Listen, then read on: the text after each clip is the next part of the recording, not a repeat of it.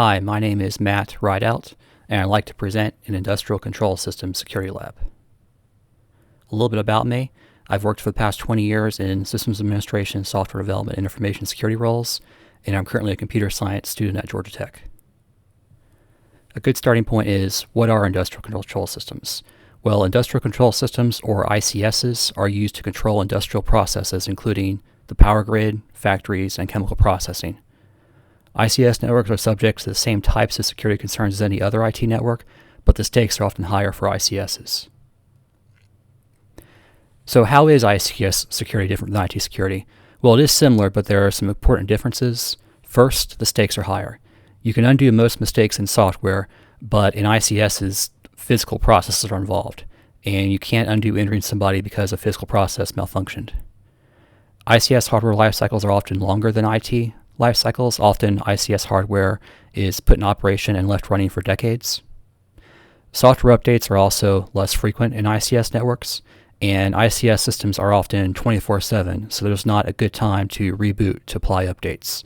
Think the power grid, for example. You don't want that to go down every time a software update is required. There are some problems with ICS security. First, it's historically been a neglected area, and that's due to some extent to the air gap myth, or the idea that these systems are disconnected from any external networks and you would need to physically access them if you wanted to cause harm to them. That idea of the air gap may have been true decades ago, but it's no longer the case. These are now very deeply interconnected systems, and they are subject to external attack. ICS equipment is also more expensive than IT networks equipment, and so it's more difficult to learn about. Stuxnet brought ICS security to the forefront in 2010, and since then progress has been made, but there still isn't a realistic lab available for students to learn about buffer overflow vulnerabilities in ICS networks. So what is a buffer overflow attack?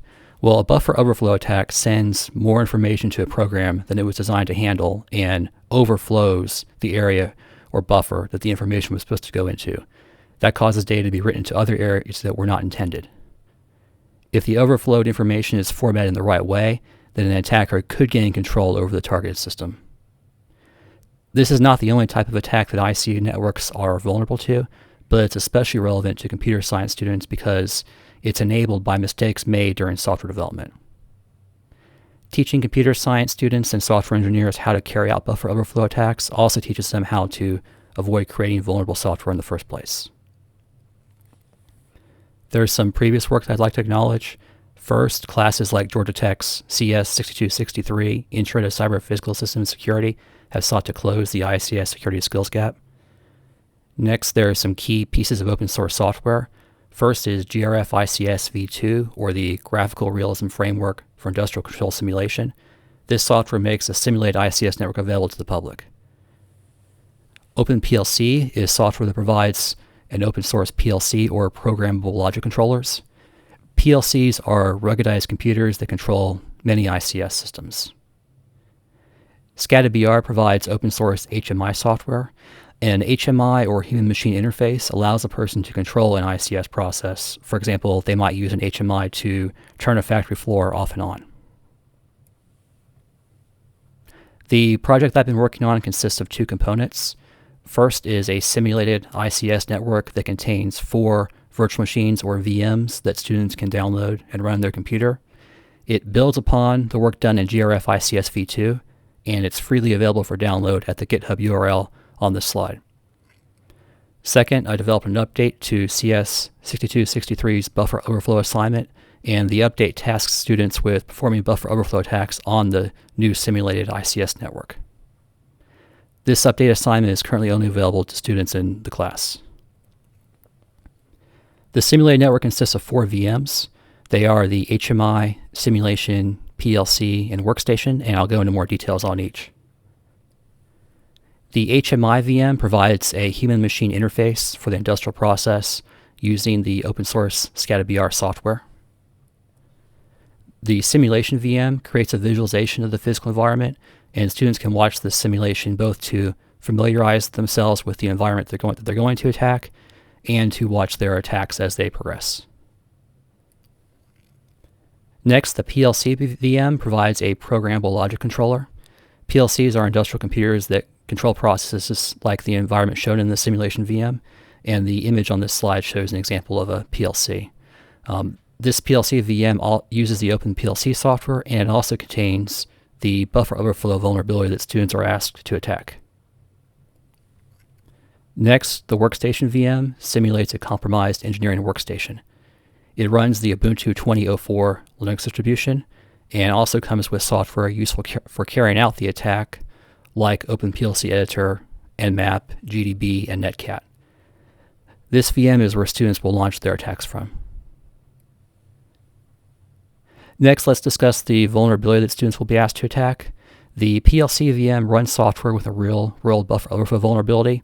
The link on the slide shows the fix for the vulnerability. And the nice thing about this particular vulnerability is that it requires an in-depth understanding of the Modbus protocol in order to carry out a successful attack.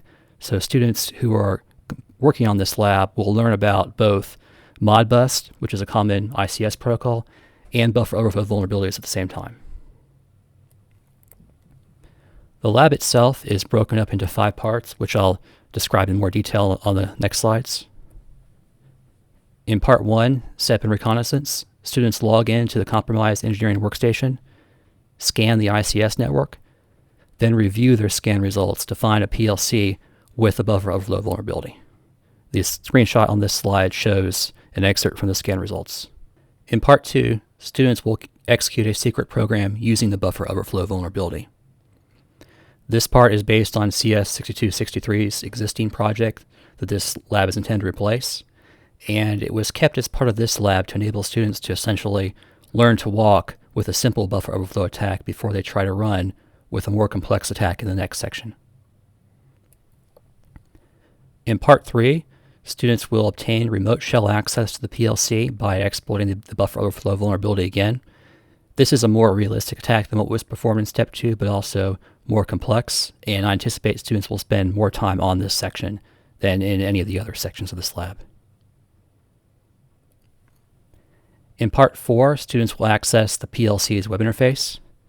The PLC's web interface is not accessible to students by default, but once they obtain console access to the PLC, they should be able to use that to gain access to the web interface.